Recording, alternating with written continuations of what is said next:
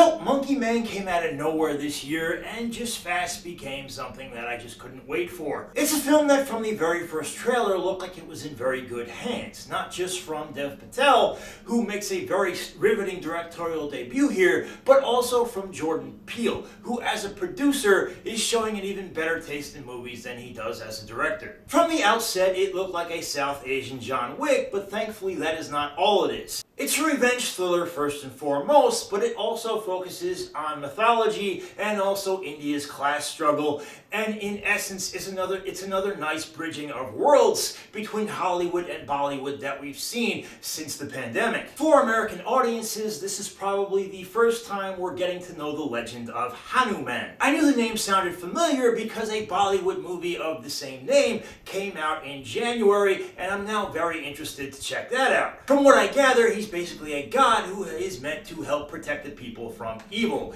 He's basically kind of an Indian Robin Hood, and Patel works wonders with that. From the way his character starts out, we can see that this is a character who has a very tormented past, but he's now just trying to hustle and bargain his way to kind of living on the streets.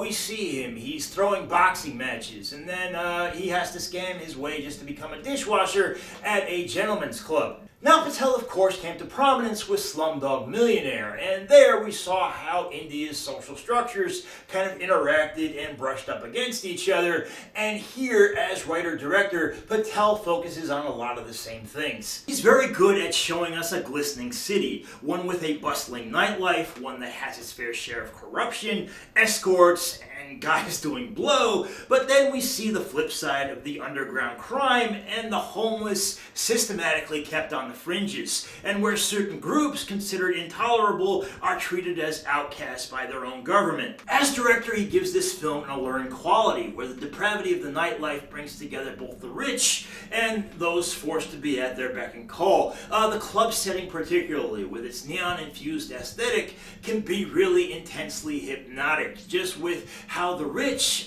view the poor as just pieces of meat to be used, and how the poor just have to kind of bury their resentment under their own servitude. I particularly like the way Patel uses music here, especially Roxanne by The Police. But I'm sure you want to know about the action, which is as rapid fire and hard-hitting as anything in a John Wick movie. We get shootouts, we get high-speed chases, one which involves a three-wheel taxi cart, and we get a knockout, drag-out fights, including one in a bathroom that rivals the one in Mission Impossible Fallout. The cinematography gets so close to all of this, which is, for the most part, is a blessing. Here we get so close to the brutality and the depravity that we can almost smell the blood, and we can almost do a line of coke ourselves. This does lead to some disorientation, though. Getting the camera that close is undoubtedly not only going to lead to some shaky cam, but at times it seems like even the cinematographer had a hell of a time trying to figure out where his shot was. A place where Monkey Man differs from John Wick the most, though, is that it's not exactly a parade of brutal, violent fights. We get some nice stuff in the beginning, where Patel is not exactly the great fighter we see at the end, but in between all of that, there's actually some deeper context, either shown to us in a gritty depiction of an almost hallucinatory flashbacks, or in an intense training montage that works because of the emphasis on self-actualization. I can't remember the last time I really saw a great training montage that worked at hyping me up even more. It's here where Patel does a lot of his best acting work, portraying someone who has not only been through hell, but who also has to continue on through in order to forge himself as a true leader. Are there good villains in this movie? Yes and no.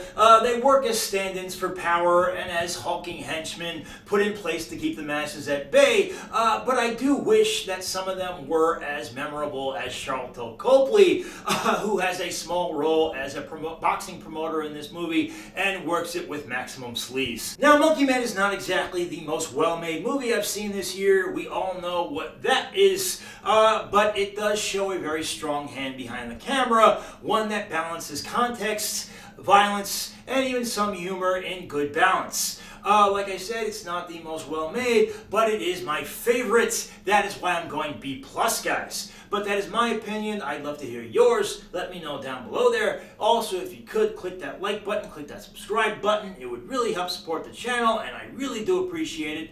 I thank you guys so much for watching, and I hope you do come back again. Thank you so much. Bye-bye.